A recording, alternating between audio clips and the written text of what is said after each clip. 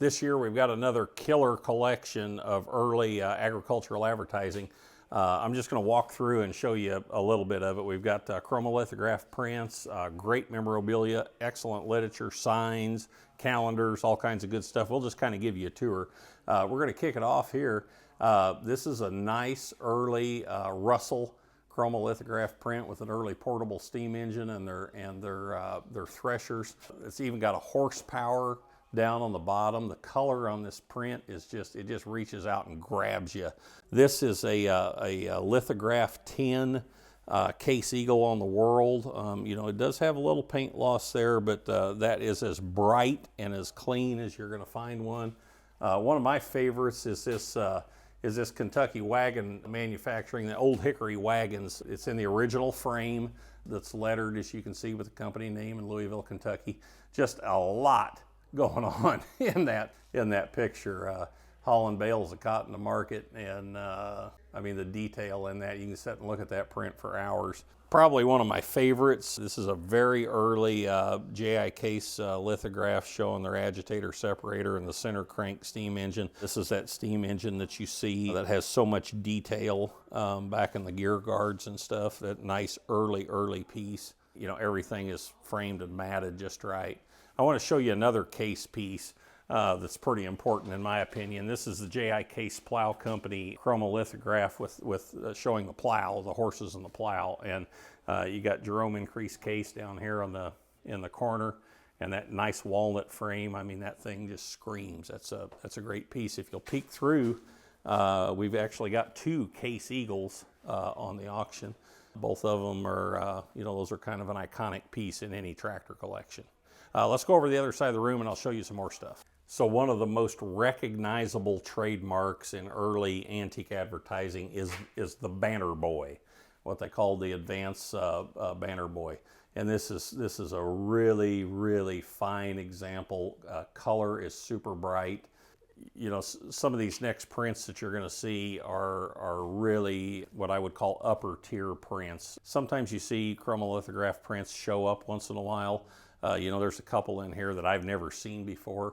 I have seen this print before, but they come up so sporadically that it's really one of the most sought after because of its affiliation with John Deere. So this is a Grand Detour Plow Company in Dixon. You know, the colors on this, the detail on this is really fascinating. You know, this is an 1880s print. You know, not to jump over this Champion Harvester and Binder print, you know, with the detail with the knight on it, but that's great. But I want you to really zoom in on this C. Aumann and Company. You know, I thought this was just fascinating. With this monitor traction engine, of which there are none of those in existence. You know, but look at you know, you've got the driver up front, the engineer in the back.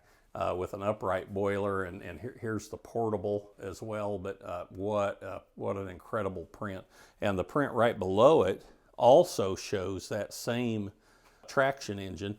You know, I hadn't really examined that. Oh, that's a water tank. That's the water tank for the steam engine with the thresher. I mean, what a rig there! You know, that's got to be. I would assume that's 1870s, maybe even early 1870s. So. Those two Aumann prints are just fantastic. Here's a little later Aumann print with the Eureka and the Hercules on it. We have had that print before, but probably not in that condition. I mean, that's really super fine. There's a very collectible New York company with A.W. Stevens. Even down below here with the Griffith and Wedge with the sawmill engines. I mean, that's just a nice early steam print. So make sure you peruse through the entire catalog because, you know, I'm just kind of scratching the surface here on the prints. We've got some really great ones and signs, and dive into that literature catalog because I think there's 500 lots, and it's everything from steam engines to gas tractors to gas engines. And those, the prints and the literature sell on April 23rd and April 24th, respectively. So actually, this sign's one of my favorites of the auction because you already know my predisposed bias to the Oliver Farm Equipment Company, the best tractors the Lord ever blessed the planet with. This is a 1937 sign, a chromolithograph tin sign that was printed in Germany, okay, in 1937. And they did this when they introduced the styled 70s, when they went from the Hartpar 70 to the styled Oliver 70. And you'll see in their line, you know, they still had the 80 and the 90, and they hadn't styled those yet. But this is a really hard to find sign, you know, because it was basically printed on tin with a very, very thin layer of that paint. If these were used at all outside or in a harsh environment, they instantly started to rust because it was just a super thin coat of paint that was on there that made the picture. So it's real hard to find those where you can see the image of all the tractors. But I've just always thought that was a really, really iconic sign. This is a really, really top shelf piece, and every once in a while you'll find one of these Advanced Rumley smalt signs, but not in this condition. And condition is everything and anything that you collect. You know, but the smalts was actually crushed glass that was mixed in with the paint on these early signs, so that way as it started to get dusk or even dark and light hit it, it would reflect. And you know, they did not stand the test of time out in the weather, or you know, when they were nailed onto the side of a building. And you know, you have to wonder if the Advanced Rumley sign that we've got and the McCormick Deering sign, which we'll show you here in just a little bit, I doubt if they were ever hung outside, because this is probably the best condition Advanced Rumley sign that I've seen. You know, and it's self-framed. Both it and the McCormick Deering are. The McCormick Deering has got super, super bright colors, as bright as you'll find them. I do know for a fact that those McCormick Deering signs were shipped as a pair, and they were nailed face to face. And so, you know, every once in a while, you know, somebody has unearthed a pair of those and pried them apart, and that's why you got those nice bright colors, but not very often. I mean, any smalt sign in great condition is super hard to find. Everybody loves neon, and this is from the Powers collection, and this is a horizontal case neon dealership sign. And they made two variations of it. One was a vertical and one was a horizontal. And this is double-sided. It's got fresh neon on it. Probably is going to need a new cord. We've patched the cord together so we can show you that it works, but really great piece, really great piece. We had a really neat consignment come in from one gentleman who actually happened on to these 3 Minneapolis Moline signs out of the Columbus, Ohio branch.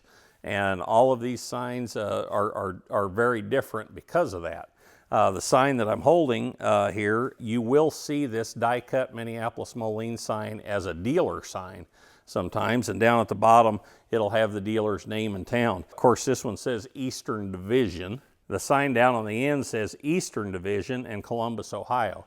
Came out of the branch house. I have to assume that this Moline sign in the middle, you know, that is the same as the road sign that was given to dealers, with the exception of this bottom section that shows the tractor, the combine, the baler. That's really unique, and I believe that was probably only reserved for branch houses. So now these signs have not been touched. We have not cleaned them up. They are exactly as they were found in the building. You know, as you can see, there's just dust on there, and so these signs will brighten up, but we're going to leave that for the new owner to do. So we've got a lot of porcelain and tin signs. This is one of my favorite. This is a later International Harvester Service sign. It's double-sided, and just look at the condition on that. These have not been cleaned up, okay? That's exactly how we found it in the building.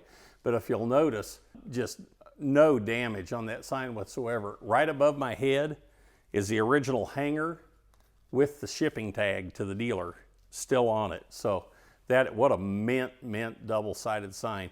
You'll also want to show the earlier version of this sign, which was the McCormick Deering service sign. Dennis also had one of those. We've got 2 great quality farm equipment signs.